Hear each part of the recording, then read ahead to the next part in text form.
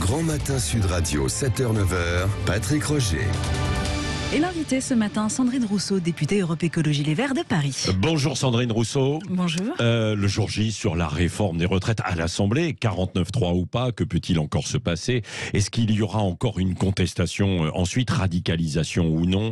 L'affaire des éboueurs aussi avec les réquisitions pour ramasser les poubelles, la France et son énergie, les débats sur le nucléaire, Hollande et Sarkozy qui vont être auditionnés en fait aujourd'hui. On va évoquer toutes ces questions avec vous Sandrine Rousseau. Avant d'en venir à cet après-midi et le vote attendu. Hier, vous étiez membre suppléante de la commission mixte paritaire, hein, c'est ça. Donc, vous avez pu assister au débat.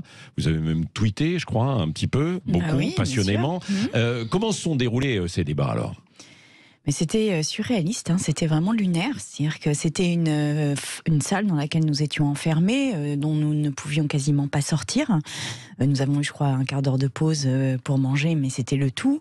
Et en fait, on est resté 8h30 dans cette salle et on avait l'impression que rien de ce qui se passait dans le pays ne perturbait les débats de cette salle. C'est-à-dire que les députés LREM et les députés Renaissance et les députés LR étaient main dans la main dans une espèce de lune de miel qui était presque touchante et émouvante, hein, je vais vous dire, à constater, mais alors qui était complètement déconnectée de la colère qui s'exprime dans la rue et de la volonté farouche qui ne diminue pas des gens, des Français et Françaises qui ne veulent pas travailler 2 ans de plus. Et ça, tous les sondages montrent à quel point la mobilisation contre cette réforme ne diminue pas. Les gens ne veulent pas. Ils ne veulent pas. Et rien ne les perturbe là-dedans. Ils ne veulent pas travailler 2 ans de plus.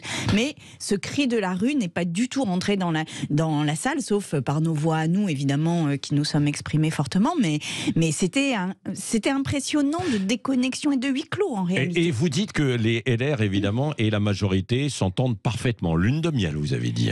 Mais hier, c'était une lune de miel, je vous dis, c'était même émouvant par certains aspects. Donc, et émouvant. Et dans ce texte. C'est ironique, hein, évidemment. Dans ce texte, rien ne vous séduit, vous? Par exemple, la surcote pour les mères de famille, 5% en plus. Non, mais la surcote, c'est les piécettes qu'on donne aux mères de famille qui ne pourront pas bénéficier des trimestres supplémentaires pour avoir eu des enfants. Je rappelle que les femmes quand elles sont mères, elles ont des trimestres qu'elles cotisent. Et là, on leur interdit d'en bénéficier puisqu'on leur interdit de partir avant 64 ans. Donc, on leur donne des piécettes, on leur donne 5% de plus. Mais la réalité, c'est qu'aujourd'hui, les mères de famille partent en moyenne à 62 ans et qu'elles devront faire 2 ans de plus. Donc, la réalité et qu'on essaye d'acheter les mères comme ça par vraiment voilà une espèce d'aumône, mais ça n'est pas le cœur du sujet et toute la réforme est là-dessus. Par exemple, je vais vous donner un autre exemple, c'est que a été retiré de la réforme des retraites hier en CMP tous les ouvriers, tous les employés et toutes les femmes notamment qui travaillent dans le soin qui sont exposés aux produits chimiques. C'est-à-dire que l'exposition aux produits chimiques n'est plus considérée comme une pénibilité ni comme ça reviendra peut-être dans la loi travail, puisqu'il y aura des discussions par la suite, non ? Et pourquoi pas la mettre dans la loi retraite comme un facteur de pénibilité ? Être exposé aux produits chimiques, c'est un facteur de pénibilité, c'est un risque pour la santé, c'est un risque de cancer. Pourquoi ne pas le mettre ? En fait, on est vraiment dans des économies de bout de chandelle et dans quelque chose de comptable, là où il s'agit de la vie des gens. Quoi. Oui, alors comptable. Eh bien, Emmanuel Macron est comptable en ce moment. Il est en train de compter. Il compte beaucoup ses voix. Ses voix. Qu'est-ce que vous pressentez, vous, cet après-midi? Parce que jusqu'à 14h59, il peut déclencher le 49.3 avec Elisabeth Borne.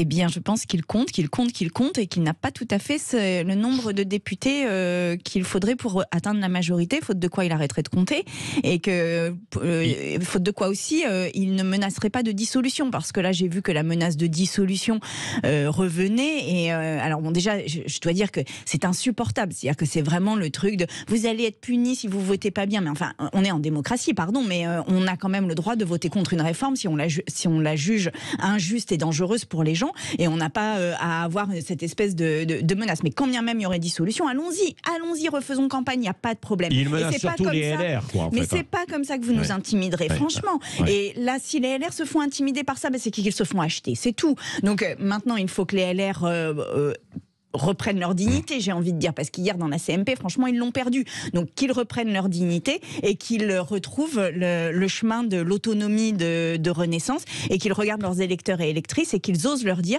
que oui, ils se sont opposés à cette réforme. Bon, vous, une dissolution, ça ne vous fait pas peur, en tout cas. Non, pas du tout. Vous la réclamez même peut-être ?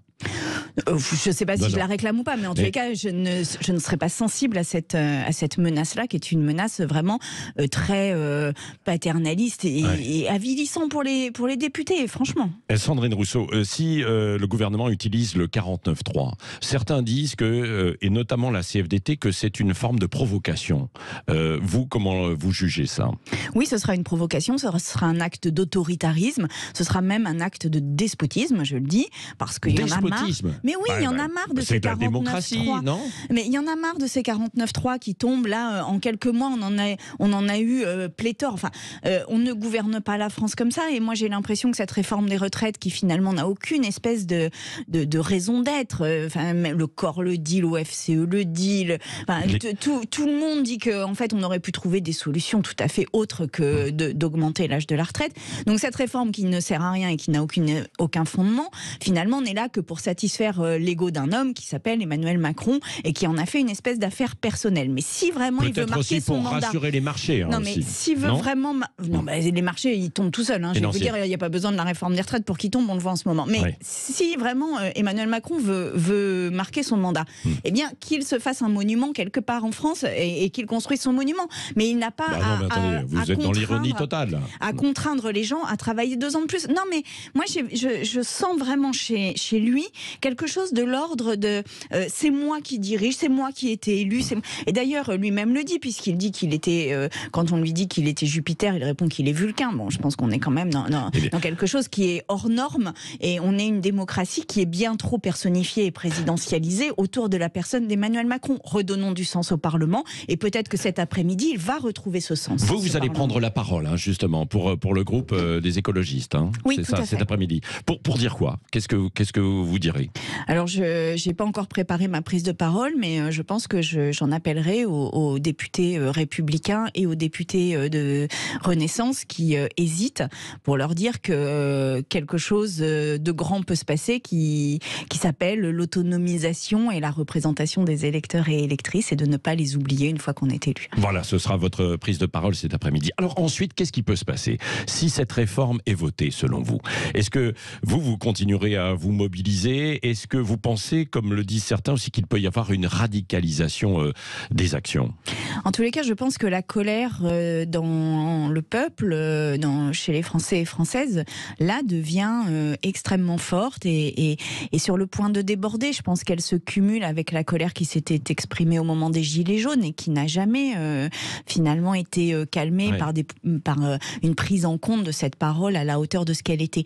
Donc ça, plus les retraites, il y a une sorte de vase qui est en train de déborder, et je ne sais pas, je suis pas grand clair, donc je peux pas savoir ce qui va se passer, mais en tous les cas, je sens chez les gens une colère sourde, une colère tripale, une colère qui ne s'arrête pas là. Oui, vous seriez favorable à quoi, vous, par la suite? Bon, il va y avoir d'abord la motion de censure transpartisane. Est-ce que vous êtes prêt à mettre vos voix aux côtés de celles du Rassemblement national? Ou à accepter, sur la en tout cas, motion de censure, mais on n'a pas. Ça, c'est quelque chose qui m'est souvent posé, mais on n'a pas accepté ou ne pas accepter. Enfin, je veux dire, les gens votent.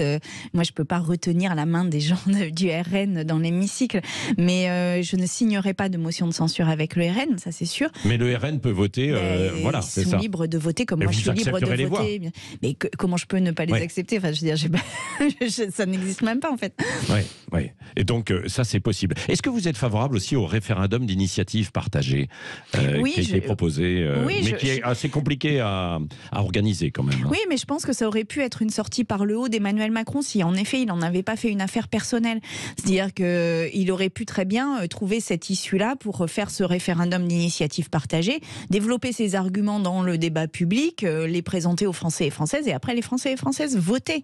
Et c'est une manière en fait de redonner aussi de la voix au peuple qui se trouve un peu spoilé et un peu démuni face à ce qui se passe aujourd'hui dans l'hémicycle. Le gouvernement Borne peut tomber, selon vous, dans les heures ou les jours qui viennent? Je pense que s'il y a une motion de censure, il se peut que ça tombe, oui. Il se peut que ce gouvernement tombe. Oui. Sur la grève des éboueurs, le préfet pourrait déclencher donc des réquisitions pour le ramassage des poubelles et des ordures à Paris. Vous comprenez, pour des questions sanitaires? Je comprends surtout les éboueurs que je suis allée soutenir il y a ça 2 ou 3 jours parce que vraiment, et ces gens m'ont impressionné, je dois le dire, enfin vraiment immense respect à eux parce que ce sont des personnes qui parfois travaillent ont ces métiers-là depuis 19-20 ans. Souvent ils sont dans des logements qui sont des foyers encore parce qu'ils ne gagnent pas assez pour avoir des logements ils gagnent internes, autant dans le public, ils gagnent autant que les professeurs. Hein. Vous avez vu, en début de carrière. Non, pas tous. Enfin, ils sont pas. Tous, mais... Non, c'est pas si simple. Et il y en a beaucoup qui ne travaillent pas à temps complet, etc. Donc en fait, ce sont des emplois qui restent précaires, qui sont quand même très exposés. Ils ont été applaudis eux aussi pendant le Covid. Et puis là, on voit que quand ils s'arrêtent, eh bien, finalement, on voit la face cachée de notre modèle de consommation, de croissance, etc. C'est ce que vous percevez à travers toutes ces ordures, les poubelles dans les rues de Paris. On voit les monticules de déchets qui s'amoncellent et combien nous devrions les diminuer, les montagnes de déchets. Mais surtout, ils sont très déterminés à poursuivre. Et donc, je voudrais les saluer. Je voudrais saluer leur engagement. Je voudrais saluer leur détermination et saluer aussi le travail qu'ils font quotidiennement. Oui. Venons-en au nucléaire. Il y a les débats sur le nucléaire. Et hier, le texte a été rejeté, notamment sur la fusion de 2 organismes. C'est une victoire pour vous, ça ? Ah oui, et ça a été une victoire à l'arraché. Là, ça fait partie de ces moments dans l'hémicycle où ça se joue à 1 ou 2 voix. Donc, il y a eu en fait 3 votes successifs. Comme aujourd'hui, peut-être. Oui, tout à fait. Je pense que sur les retraites, ça peut aussi se jouer à 2 ou 3 voix. Et donc, il y a eu 3 votes successifs et on a gagné le fait qu'il y ait encore 2 organismes qui assurent la sûreté nucléaire, qui soient l'IRSN et l'ASN. Alors, c'est un peu obscur pour peut-être pour les gens qui nous écoutent, mais c'est vraiment très important qu'il y ait ce système dual avec 2 entités indépendantes l'une de l'autre, parce qu'on ne peut pas enquêter et prendre les décisions qui s'imposent. Et en fait, là, il y avait besoin d'un organisme qui enquête et qui vérifie l'état des installations, et de l'autre côté, une autre institution qui prend les décisions. Et on a gardé ça, et on l'a gardé à l'arraché et contre la minorité présidentielle qui ne voulait pas de ça, et grâce à quelques députés, notamment Barbara Pompili, par exemple. Donc voilà, il a fallu une bataille, mais c'est tout ça pour dire aux auditeurs et auditrices qu'on peut gagner des batailles, et que j'espère que cet après-midi, nous allons la gagner. Hier soir à 19h, la France a acheté de l'électricité à l'étranger, comme ça arrive très souvent. On n'est plus effectivement en indépendance, en autonomie, comme c'était le cas il y a quelques années. François Hollande et Nicolas Sarkozy vont être entendus aujourd'hui.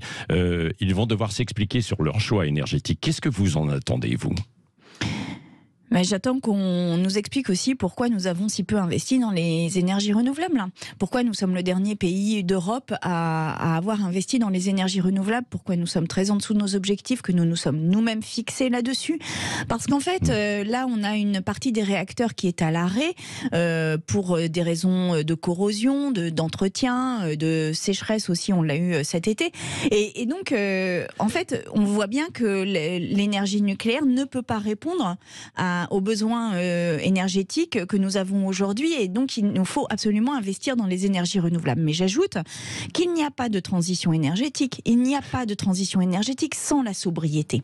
Et en fait, c'est ça qui nous manque. Tiens, vous rejoignez Emmanuel Macron là, dans les propos. Sobriété. Oui, enfin, la sobriété d'Emmanuel Macron, c'était de mettre un pull. Moi, la sobriété que je préconise, c'est d'investir, par exemple, dans les entreprises qui sont les plus énergivores pour qu'elles changent leur process de production et faire en sorte qu'il y ait moins d'énergie, de besoins énergétiques dans ces entreprises, et qu'on isole les logements massivement, et qu'en fait on ait une politique vraiment structurelle contre nos besoins énergétiques, et qu'on les diminue. Voilà, donc le nucléaire n'est pas une solution magique. Moi j'ai l'impression qu'en France, des fois on croit au nucléaire comme on croit au Père Noël, c'est-à-dire ça va tout régler. Non, le nucléaire ne règle pas tout, et le nucléaire a énormément besoin d'eau, et nous voyons que nous sommes en situation de sécheresse, et par ailleurs j'ajoute, et ce sera mon dernier mot là-dessus, mais nous entrons dans une zone d'incertitude. Il faut bien comprendre ça. Le réchauffement climatique va créer de l'incertitude, mais de l'incertitude dans des proportions que nous n'avons pas l'habitude de gérer.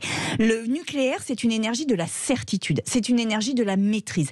Et on ne sait pas quels événements climatiques vont apparaître et auxquels nous devrons faire face. Nous ne savons pas comment va se transformer notre société face à ce réchauffement climatique. Nous ne pouvons pas investir sur une énergie qui a tant besoin de stabilité. Ce soir, Sandrine Rousseau, il y a une émission émission complément d'enquête qui vous est consacrée. Ce soir non, en avril, pardon, en avril. Non, je parlais parce que complément d'enquête ce soir, c'est un numéro spécial justement sur l'anniversaire au mois d'avril. Et on voit que à travers ce complément d'enquête, vous êtes devenue une superstar, mais vous êtes clivante, y compris au sein de votre parti, à tel point que certains n'avaient pas envie de parler de vous, avaient une crainte. Comment vous le percevez, ça ? Je dis aux gens de mon parti qu'ils n'hésitent pas à parler, qu'il n'y a pas de problème, et que par ailleurs, j'observe quand même que, je ne sais pas si vous vous souvenez de cette séquence sur Clémentine Autain aussi, où il y avait des gens de LFI qui ne voulaient pas parler. Bon voilà, je pense que quand on a une voix libre, autonome et indépendante, et une voix forte, oui, on suscite forcément des réactions. Mais moi, j'ai surtout l'impression que ce que je pose dans le débat politique commence quand même à infuser et à se développer, et je suis contente de cela, et je dis vraiment ouvrons les yeux sur les dangers qui nous guettent, parce que à force de nous mettre la tête dans le sable sur les questions écologiques et sociales, eh bien nous risquons tout simplement de menacer notre cohésion sociale, notre société telle qu'elle est, et là le danger est grand, donc écoutons ce que j'ai à dire plutôt que... Et la politique, c'est parfois aussi de provoquer. Oui, bien sûr, de provoquer le débat en tous les cas, bien entendu. Oui. Merci Sandrine Rousseau. Donc ce sera le 6 avril, ce complément d'enquête. Aujourd'hui, il y a déjà beaucoup de choses. Merci Sandrine Rousseau d'avoir été notre invitée ce matin sur Sud Radio.